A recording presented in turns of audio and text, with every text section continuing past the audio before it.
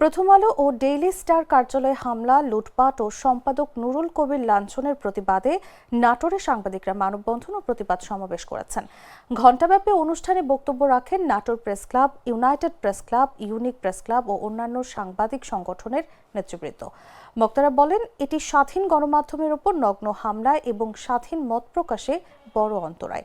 তৌহিদি জনতার নামে কিছু দুর্বৃত্ত এ ধরনের লুটপাট ও হামলা চালিয়েছে। সরকারের ব্যর্থতার কারণে এ ধরনের ঘটনা ঘটেছে। সরকারের মুখে গণমাধ্যমের স্বাধীনতার কথা থাকলেও বাস্তবে তা প্রতিফলিত হচ্ছে না।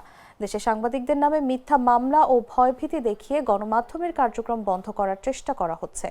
বক্তারা ওসমান হাদির মৃত্যু ও মবক্রেসির প্রেক্ষাপটে এই হামলাকে নিন্দনীয় উল্লেখ করে বলেন, অবিলম্বে সব দুর্বৃত্তকে শনাক্ত করে আইনের আওতায় আনা হোক। স্বাধীন সাংবাদিকতা সুরক্ষার জন্য সরকারের পদক্ষেপের দাবি জানিয়েছেন তারা।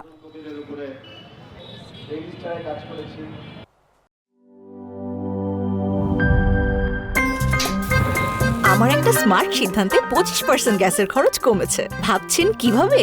সাধারণ গ্যাস স্টোভ বদলে আমি এনেছি আরএফএল গ্যাস স্টোভ। এর সাইন্টিফিক নজল ও ব্রাস বার্নার ক্যাপ সমানভাবে তাপ ছড়িয়ে রান্না করে দ্রুত। তাই গ্যাসও বাঁচায় 25%, টাকাও বাঁচে 25%। আরএফএল গ্যাস স্টোভ নিরাপদ ও গ্যাস সাশ্রয়ী।